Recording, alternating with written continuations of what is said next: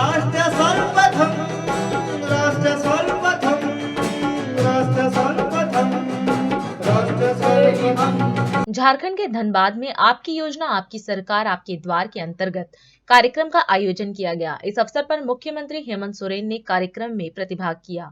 उन्होंने जनता को संबोधित करते हुए अपील की कि आप सभी अपने गांव, पंचायत, वार्ड में इन शिविरों के जरिए राज्य सरकार की लोक कल्याणकारी योजनाओं का लाभ अवश्य लें। हम अपनी सोच और लक्ष्य के अनुरूप राज्य भर में गाँव, पंचायत और वार्ड में शिविर लगाकर लोगों को योजनाओं से जोड़ने का काम कर रहे हैं। आपकी योजना, आपकी सरकार और आपके द्वार के तीसरे चरण के इस पड़ाव में मुझे लगभग 18-19 जगह जाने का मौका मिला। वैसे तो ये शिविर और ये योजना पूरे राज्य में हजारों की संख्या में पंचायत, गांव, टोले, मोहल्ले, वार्ड के अंदर भी सरकारी कर्मचारी शिविर लगाकर आपकी समस्या का समाधान कर रहे हैं। और इसका जहां जहां मौका मिला वहां जाकर के हमने खुद से सरकार के द्वारा चलाए जा रहे योजना की क्या प्रगति है, लोग काम पे हैं कि नहीं है, इसका लाभ हमारे ग्रामीणों को मिल रहा है, हमारे जनमानस को मिल रहा है कि नहीं मिल रहा है, इसका आकलन करने के लिए हम लोग आए हैं। आप सबको इस योजना के बारे में जानकारी होगी, ऐसा मैं आशा करता हूं। ये तीसरा चरण का कार्यक्रम है। पहली बार 2021 में हम लोगों ने गांव, पंचायत शिविर लगाया था। दूसरी बार 2022 में लगाया। तीसरी बार अभी 23 नवंबर से ये शुरू हुआ है और 29 दिसंबर तक ये कार्यक्रम चलेगा। और चूंकि आप सबको ये भी मालूम है कि जब हमने सरकार बनाई थी तो सरकार बनते ही पूरे दुनिया में कोविड जैसी महामारी आ गई।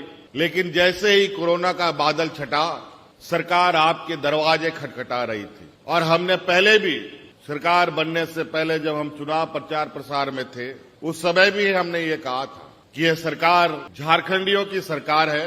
ये सरकार दिल्ली से नहीं चलेगा, ये सरकार रांची के हेडक्वार्टर से नहीं चलेगा, ये सरकार गांव, देहात, टोले, मोहल्ले से जाके चलेगा। राज्य में कई ऐसे गांव है, कई ऐसे व्यक्ति है, महिला है, बुजुर्ग है, पुरुष है, जिन्होंने ब्लॉक कार्यालय नहीं देखा है।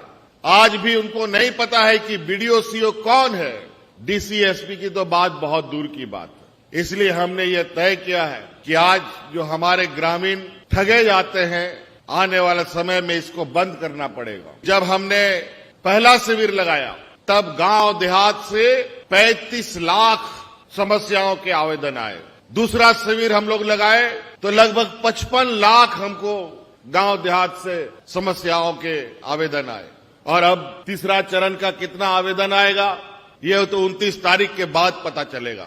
फिर हम लोगों ने गांव के जो समस्या, गांव के जो आवेदन और राज्य का जो तकलीफ है, इन सब की सूची बनाई। पहला, दूसरा, तीसरा, चौथा, पांचवा, आठवां, नौवां, 10वां कौन सा काम पहले आगे करें, पीछे करें, किस तरीके से करें, इसका कार्य योजना हम लोगों ने बनाना शुरू किया। और आज जहां हम ये धनबाद जिले में ये कार्यक्रम कर रहे हैं और आपको जानकर गौरव होगा कि धनबाद एक वीर भूमि है। कोयलांचल के रूप में जरूर यहां पर ये जिला चर्चा में रहता है, लेकिन विनोद बिहारी महतो, आदरणीय दिसोम गुरु शिबू सोरेन जी, अनेक ऐसे लोग इस जिले में राज्य के लोगों के लिए यहाँ की हक अधिकार की लड़ाई लड़ते लड़ते एक लंबा जीवन दे दिया, बचपन, जवानी, बुढ़ापा दिया, राज्य अलग करने की एक लंबी लड़ाई लड़ी। और इस सोच के साथ इस राज्य के जो ग्रामीण परिवेश हमारा राज्य का सबसे अधिक है, इस राज्य का 80% लोग गांव देहात में रहता है।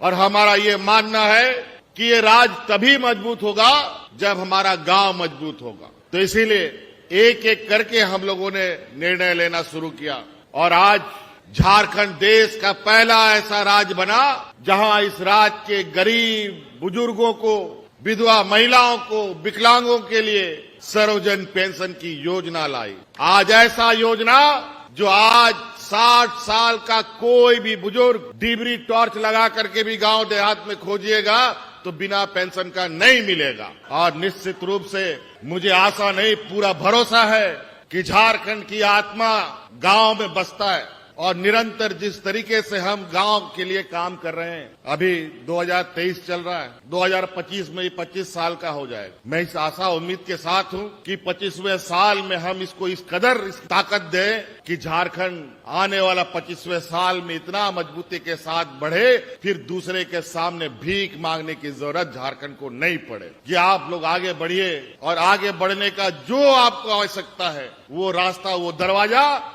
ये सरकार खोलेगी, हम आपके लिए दरवाजा खोलेंगे। राष्ट्र सर्वप्रथम, राष्ट्र सर्वप्रथम, राष्ट्र सर्वप्रथम, राष्ट्र सर्वप्रथम।